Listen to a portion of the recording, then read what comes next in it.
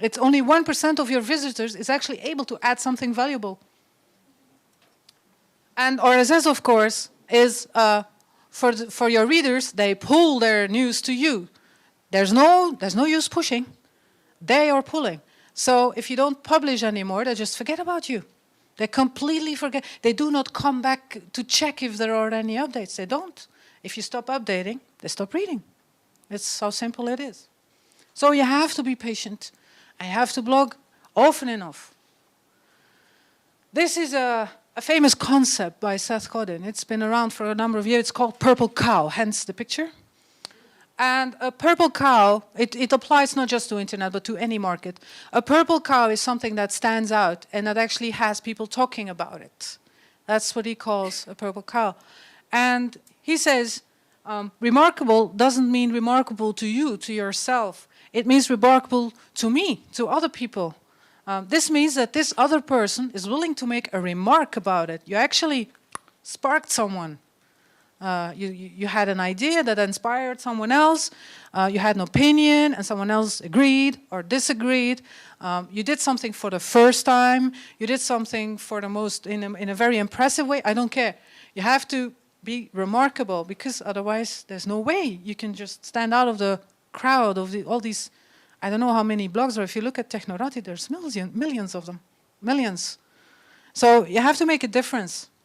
If you don't make a difference, you're average, and average is for losers. One of the most remarkable blogs that I know is called Post Secret. Many of you know it, I think. I get up on Sunday morning, and instead of going to church, I check Post Secret. And it's a very, very simple concept. People will take postcards, real physical postcards, and stick something to it, write something on it, and mail it to a mailbox, an anonymous a mailbox somewhere. I don't know, I don't remember why. And people stick stuff on these postcards that are secrets that they've never told to anyone before, and that they are willing to tell to one person and via this blog the rest of the world. And it's remarkable. It's really, sometimes the stuff that people send in breaks your heart. You can't believe what kind of secrets some people have to live with. They try to be topical, like around Father's Day you get a lot of postcards about incest, and right now it's this one, of course. I wish I were attractive enough to cheat on you the way you cheated on me. That's Post Secret. It's a very simple idea. No one had done this before. And the guy who started this, sometimes he has to take a break because he can't take it anymore. But he lives from speaking assignments and from publishing books. He actually asks for permission if he can publish the cards in the books. He sells them. That's how he makes his money. Remarkable. Sharing and inspiring. That's something I've only learned in a couple of years ago, because the difference between social networks and social media is that social networks is about contacts. You make contact with people and you manage your contacts. That's what you do in a social network. Social media are all about sharing. You actually put stuff online because you want to share it with people. Flickr, as a social medium, is for sharing pictures. SlideShare is for sharing PowerPoints. Blogging is for sharing your thoughts and your stories. So it's about sharing. And I remember this remark about you put something online and then someone else, there were copyright issues. And the thing is that you don't, I can imagine if you're a copywriter or a journalist and you have to live from what you write, that you're very conscious about other people stealing your content. To be honest, I've learned to let that go. Because at the end of the day, these people who do this, they will never be able to stand out more than you do.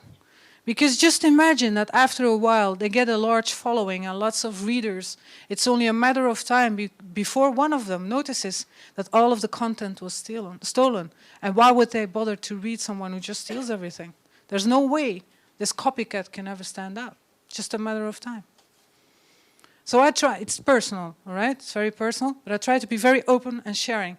Because I've noticed that if I get an idea and it's only half-baked and I don't have the time to work on it because I have a daytime job, I just put some thoughts on my blog, and then when I see what happens in the comments or what people tell me about it, the idea actually starts to live, and it's a lot easier for me. I mean, look at this keynote. I could have never made this myself. If you have to give more than you expect to get back, that's how it works in social media. And you have to turn your blog post into social currency. Currency is like the small coins that you have. And why do I say small coins? First of all, it has value. Little value. It has value, and it's small. You have to write stuff that is something that people will pass on. And that will, you know, someone eventually will maybe make a fortune. But that's why I call it social currency. You have to make it easy for people to pass on. And that's when it becomes social. 5, usefulness. If you look at the top 100 blogs in Technorati, which is of course very US focused, but if you look at the top 100, you see that most of the blogs there are news related. This is a screenshot from the Huffington Post I mentioned before. It's on number 1. But most of these blogs are about breaking news, weird news, tutorials, and reviews. So that is also a way to stand out, to be very good at bringing this kind of information, to be the first one to do it correctly, but as I don't have to tell you, it's also a very tough task to do. Another way to be useful is like Lifehacker, lifehacker.org, is a very useful, one of the most useful blogs you can imagine. It just teaches you little tricks to save time and energy every day. That they will teach you, for example, everyone here in Belgium, few bloggers were talking about the dimple in Obama's tie. I don't see many ties in here. Anyone's got a tie? No one? I'm in a tieless room? My God. Western civilization has just ended. Anyway, you know there are different techniques to knot the tie. And one of them is the one that Obama has got a dimple in it, in the middle. And that appears to be one of the toughest ways. I don't think he does it himself. Michel must be very good at it. But if you want to know how to knot your tie with the Obama dimple in it, I'm sure that lifehacker.org is one of those useful sites that teaches you how to do it. It's a brilliant blog. Anyway. Sixth tip is to have and to find a fetish topic.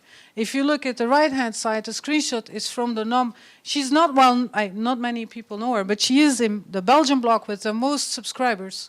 She's also in Belgium the Twitter user with the largest amount of followers. And I can go on like this. She's like A-list top in Belgium. And she only writes about Photoshop. Only about that. About colors and about filters and just about that. Sometimes if you read it, you say, let's have a look at the biggest blog in Belgium, and you have no clue what she's talking about because only designers read it all over the world, all over the world. And of course her job is to be a designer and a web designer. She works from home with her husband who's have a little company. And this is clearly her passion, and that the passion that she feels for designing, it just oozes from whatever she's writing. She's so deep into it that it's very attractive to read, especially if you're a designer yourself. She demonstrates with this blog that she is an expert in this topic. And what you can do, there's a definition of expert that says you have to spend 10,000 hours of practice before you can actually say that you're an expert in something. If you spend 4 hours a day, for example, playing the piano, after 10 years, more or less, you become an expert in playing the piano. Of course, as a blogger, we don't have the patience to do that. 10 years, I mean, internet won't even be there in 10 years. But it proves the point that you have to practice a lot. And if you want to become an expert in something and you're already halfway, you can use your blog to document your journey.